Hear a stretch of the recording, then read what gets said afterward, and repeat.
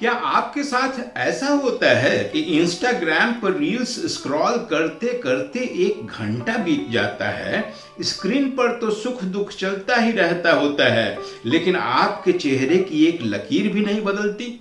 न खुशी न गम, बस खाली। हम समझते हैं कि हम मैच्योर हो गए हैं, शांत हो गए हैं, हमें कोई फर्क नहीं पड़ता, लेकिन सावधान हो जाएं, यह झूठ है। यह शांति और मैच्योरिटी नहीं है, यह तो है संवेदन शून्यता, दिल का सन्नाटा। नमस्कार, मैं गजेंद्र अंतर यात्रा के आज की प्रस्तुति में स्वागत है। मित्रों, आज हम जानेंगे इमोशनल नंबनेस क्यों हो जाता है, संवेदनाएं क्यों मृतप्राय हो जाती हैं, और इस ग्रे स्टोन साइकोलॉजी से हम अपने आप को बाहर कैसे निकालें। शांति तो एक चॉइस होती है, लेकिन संवेदन शून्यता एक मजबूरी होती है। सर्वाइवल मैकेनिज्म है ये, जब दिमाग हमारी भावनाओं का स्विच ऑफ कर देता है, इमोशनल कोमा बना देता है। क्यों होता है ऐसा? डॉक्टर स्टीफन पोर्जेस की पॉलीवैगल थ्योरी कहती है कि हमारा नर्वस सिस्टम खतरे में 3 तरह से रिएक्ट करता है। फाइट मोड, लड़ता है, फ्लाइट मोड, भाग जाता है। लेकिन जब ये दोनों काम नहीं करते, जब मानसिक दर्द, उपेक्षा, तुलना, ताना, कटाक्ष इतनी लगातार और लंबे समय तक झेलनी पड़ती है कि आप न लड़ सकते हैं न भाग सकते हैं, तो आपका दिमाग तीसरा गियर डालता है, रेस्पॉन्स फ्रीज। इसे डोर्सल वगाल शटडाउन भी कहते हैं। बिजली का हाई वोल्टेज आने पर फ्यूज उड़ जाता है ना, ताकि घर में आग न लग जाए। उसी तरह आपका दिमाग इमोशंस का फ्यूज उड़ा देता है, ताकि आप दर्द के अतिरेक से बच सकें। डिफेंस मैकेनिज्म है ये हमारे नर्वस सिस्टम का, एक दीवार जो दर्द को तो रोक देती है, लेकिन साथ साथ खुशी, प्रेम और उम्मीदों को भी बाहर ही रख छोड़ती है। तो कैसे पहचाने कि हम जो महसूस कर रहे हैं वह आध्यात्मिक शांति है या इमोशनल नंबनेस? मनोवैज्ञानिक मार्टिन सेलिगमैन कहते हैं कि अब मन यह मान लेता है कि कोशिश करने का कोई फायदा नहीं रह गया। इसे लर्नेड हेल्पलेसनेस कहते हैं। 3 लक्षण बताता हूं जिसके आधार पर हम यह पहचान सकते हैं कि हम आध्यात्मिक शांति में हैं या संवेदन शून्यता में। पहला लक्षण, ज़ॉम्बी मोड। हम हर काम कर रहे होते हैं, खा रहे होते हैं, ड्राइव कर रहे होते हैं, चलते हैं, लेकिन सब ऑटो पायलट मोड में। हमें याद भी नहीं रहता कि दिन कैसे बीता है। दूसरा लक्षण, स्माइलिंग डिप्रेशन। हम दुनिया के सामने सोशल मास्क पहनकर हंसते रहते हैं, परंतु अंदर ऐसा सन्नाटा रहता है जैसे वीराना घर। और तीसरा लक्षण, एनेडोनिया बोलते हैं। हमें उन चीजों में भी मजा आना बंद हो जाता है जो कभी हमारी फेवरेट हुआ करती थी, जैसे म्यूजिक, कुकिंग, क्रिकेट प्लेइंग। अगर आपके साथ भी ऐसा ही कुछ हो रहा है तो सावधान हो जाएं। आप सर्वाइवल मोड में हैं, इमोशनल कोमा है। हमारे शास्त्रों ने इसे हजारों साल पहले ही समझ लिया था। रामायण की अहिल्या याद है ना? गहरे आघात ने अहिल्या को पत्थर बना दिया था। पत्थर यानी जड़ता, इनर्टनेस, जहां संवेदनाएं मृत हो जाती हैं। भारतीय दर्शन हमें वैराग्य यानी डिटैचमेंट सिखाता है, इनर्टनेस यानी पत्थर बनना नहीं। श्री राम का स्पर्श असल में कॉन्शियस अवेयरनेस का स्पर्श था, जिसने जड़ता को, इनर्टनेस को तोड़ दिया और अहिल्या फिर से देवी बन गई। नंबनेस कहती है मुझे कुछ महसूस नहीं करना है, रिजेक्टिंग रियलिटी। लेकिन शांति कहती है मैं सब कुछ महसूस करता हूं लेकिन उसमें बहता नहीं हूं, यानी ऑब्जर्विंग रियलिटी। तो प्रश्न यह है कि कैसे निकलें इस इमोशनल नंबनेस से, इस जड़ता से बाहर कैसे जाएं? इस बर्फ को पिघलाने के लिए हमें मोटिवेशन की नहीं, ठोस उपचार की जरूरत होगी। तो यहां मैं 6 स्पष्ट और व्यवहारिक उपाय बता रहा हूं करने योग्य।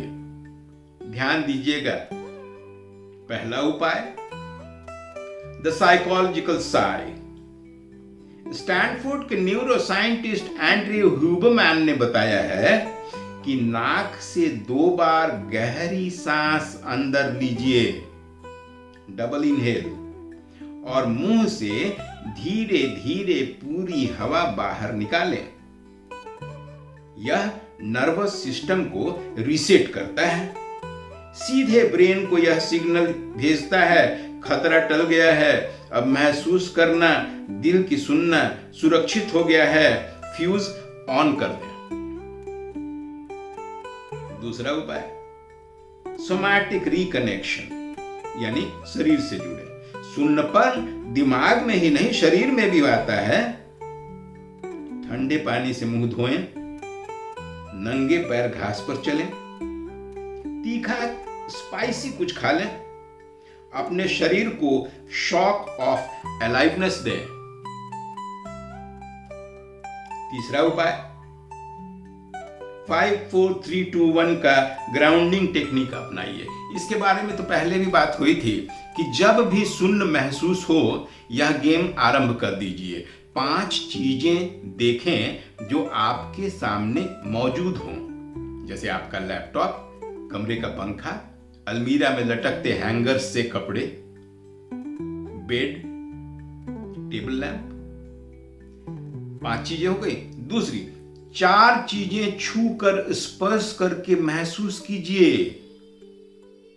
जिस कुर्सी पर बैठे हैं उसका आर्म, जो कोट पहने हैं उसके सरफेस को महसूस कीजिए, जिस टेबल पर आप हैं उसके सरफेस को छूइए। इस तरह से 4 चीजें छूकर स्पर्श करके महसूस कीजिए। इसके बाद 3 आवाजें सुनिए, जैसे एसी की घरघराहट, दूर से आती गाड़ी का हॉर्न या चिड़ियों की आवाज। 2 खुशबू सूंघिए, कमरे में फैली महक, साथ बैठे व्यक्ति का परफ्यूम। और अंतिम, 1 स्वाद चखिए, जैसे सामने रखे बोतल का पानी। इस तरह 5 4 3 2 1 टेक्निक से आप अपने आसपास फैली परिस्थिति से जुड़ जाते हैं, महसूस करते हैं वर्तमान को। भूत की कल्पनाओं से, बीते हुए दिनों की यादों से बाहर निकल के वर्तमान में पहुंच जाते हैं। यह आपको पास्ट के ट्रॉमा से खींचकर बाहर निकालती है, वर्तमान में ला खड़ी करती है। चौथा उपाय, को रेगुलेशन यानी रिकनेक्शन। इंसानों को तत्काल तो भूल जाएं और बेजुबानों से बात शुरू करें। जैसे मेरे घर में एक पेट डॉगी है और दूसरा एक पेट किटन है। अब उनके पास जब मैं बैठता हूं, उनकी बेफिक्र सांसें, उनके आपस का अनकंडीशनल लव, उनकी बचकानी हरकतें मेरे नर्वस सिस्टम को शांत कर देती हैं। पेट्स आपके दिल का दरवाजा खोलने की चाबी हो सकते हैं। 5वां उपाय, ग्रे रॉक मेथड। जिन लोगों की वजह से आप सुन्न हुए हैं उनके तरफ grey rock method of behaviour अपनाएं। कोई रिएक्शन नहीं दें, बाउंड्री बना लें, सुन्न नहीं करें, अपने आप को दीवार नहीं बनाएं, दूरी बनाएं। यही है ग्रे रॉक मेथड। 6वां और अंतिम उपाय, कैथारसिस। कागज पर उतारें। जब जुबान चुप हो जाए, कलम को बोलने दें। अपने फीलिंग्स को डायरी पर या कागज पर लिखें, बाहर निकालें और फिर उस कागज को भले ही जला दें।